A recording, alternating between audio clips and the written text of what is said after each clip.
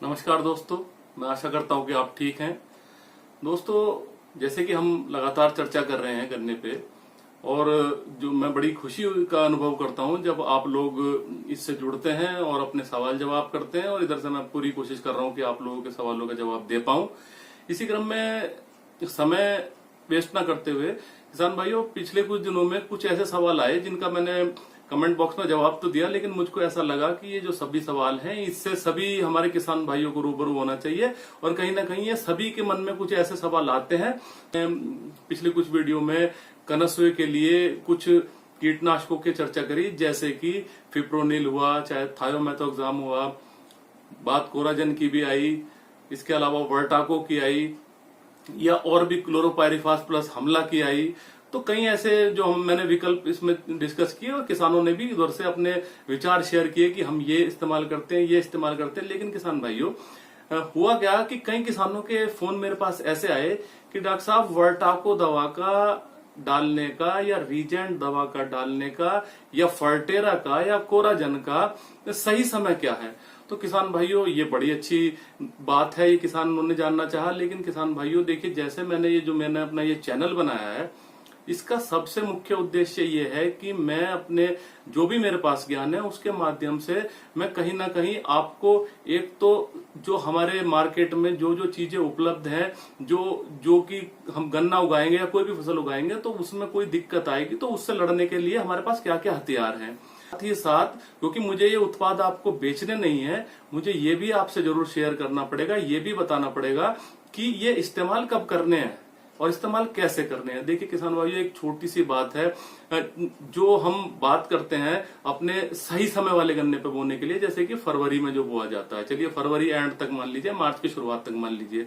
देखिए उस समय कनस्वा, हमारा जो सब लोग जानते हैं कनस्वा, एक कनस्वा वो कीट है जो सबसे पहले हमारी फसल पे आता है। मैं बार बार कह रहा हूं, जब तक हम इसके लक्षण नहीं पहचानेंगे तो हम ऐसे ही अपना पैसा वेस्ट करते रहेंगे। देखिए सीधी सीधी पहचान है कनस्वे की कि आपके खेत में गोब सूखनी शुरू होगी, जैसे कि बीज की गोब सूखेगी, और आप उसको पकड़ के जब खींचेंगे तो वो आपके सीधी सीधी आसानी से हाथ में आ जाएगी, और जब आप वो जहां से वो कटी है वहां पर पहुंचेंगे तो वहां पे आपको कुछ गलन सड़न दिखाई देगी, जहां पे आपको एक सुंडी मिल भी सकती है और नहीं भी मिल सकती।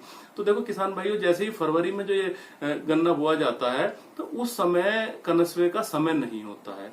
कनस्वे का जो समय है किसान भाइयों, मार्च एंड आते आते अप्रैल, मई, जून, यानी कि मानसून से जो 3 महीने हैं उसमें इस कनस्वे का प्रकोप हमारी फसल पे होता है, हो सकता है। हर साल होता है ये तो मैं मानता हूं, लेकिन हर साल उतना ही होता है या उतनी ही दवाइयों की जरूरत है, ये मैं नहीं कह रहा हूं। तो किसान भाइयों, उन वीडियोस के माध्यम से मैंने आपको ये तो बता दिया कि इससे बचने के लिए हम क्या क्या इस्तेमाल कर सकते हैं। लेकिन देखिए होता क्या है कि सही समय क्या है, सही समय क्या हमारा और आपका दवाई खाने का क्या सही समय है, वही सही समय है जब हमें परेशानी हो। तो किसान भाइयों, फरवरी मार्च में, जो फरवरी में किसान भाई गन्ना बो रहे हैं, उसमें अगर किसी कीटनाशक का इस्तेमाल नहीं किया है तो कोई घबराने की बात नहीं, क्योंकि फरवरी से मार्च के एंड तक ये जो 2 महीने हैं इसमें कनस्वा नहीं आता। कनस्वा आता है गर्मी में, गर्मी की दशा में कनस्वा ज्यादा आता है। तो अब 2 बात सामने आई है, जिन लोगों ने फरवरी मार्च में गन्ना नहीं बोया है और गन्ना जो बोया है बाद में, उसके बावजूद भी हम क्या सोचते हैं कि जैसे हमने अब गन्ना बोया है या 10-15 दिन में गन्ना बोने की तैयारी में हम लोग हैं। तो होता क्या है किसान भाइयों, हमें ये जानना चाहिए, हम अपने खेत में जाके निगरानी करें, और अगर हम अपने खेत में गए और देखा कि हमें कोई एक गोब सूखी हुई नजर आई, तो एक गोब सूखी आने का मतलब ये नहीं है कि हम जाके उसमें वर्टाको, फर्टेरा, कोराजन इस्तेमाल नहीं कर सकते, क्योंकि वो सही समय नहीं है। सही समय का निर्णय आपको खुद लेना पड़ेगा किसान भाइयों। आप उस एक गोब को फिर आसपास के 100 पौधे भी गिनिए, 100 पौधों में अगर एक गोब सूखी हुई है तो वो बिल्कुल भी मैं नहीं कहूंगा कि उसमें आप एकदम से कीटनाशक डाल के इस्तेमाल कर लीजिए। देखिए किसी भी फसल का एक ईटीएल होता है, आर्थिक क्षति स्तर। इसका मतलब ये होता है आर्थिक क्षति स्तर का कि इतनी क्षति नहीं हुई है आर्थिक रूप से, जिससे कि हम जो दवाई का खर्चा डालेंगे इस खेत में वो ज्यादा होगा, और हमारी जो क्षति है, जो हमारी हानि है, वो कम होगी।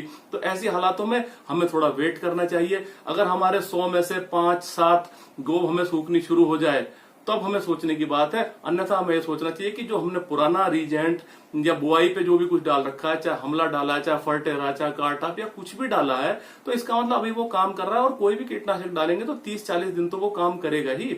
तो इसलिए अब आप ये भी पूछेंगे कि डॉक्टर साहब आपने तो पिछले वीडियोस में साफ साफ कहा है कि अब आप वर्टाको डाल दो। हाँ जी, बिल्कुल ठीक है, मैंने कहा है अब आप वर्टाको डाल दो, क्योंकि अब एक समय आ गया है।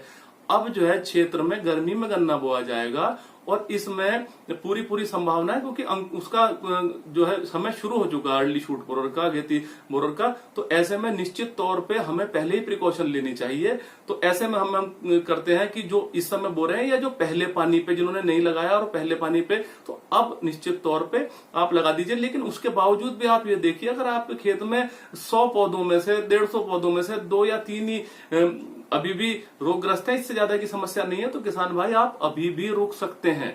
खेत के हिसाब से कीटनाशक डालिए। मैं कभी कतई ये नहीं कहता हूं कि आप अंदाजे से कीटनाशक डालिए। हाँ, अगर आपको देखिए, आप गोप पहचानना बड़ा आसान काम है, आप गोप पहचानिए और उसको 2-4 जगह 100-100 पौधे गिनिए। अगर 100-100 पौधों में 1 या 2 ही गोप सूखी हुई निकल रही है तो इसमें घबराने की कोई बात नहीं है। थोड़ा सा और वेट कर लीजिए, क्योंकि महंगे कीटनाशक है। जब ये संक्रमण बढ़ता हुआ दिखाई देगा तो हम इसको डाल लेंगे।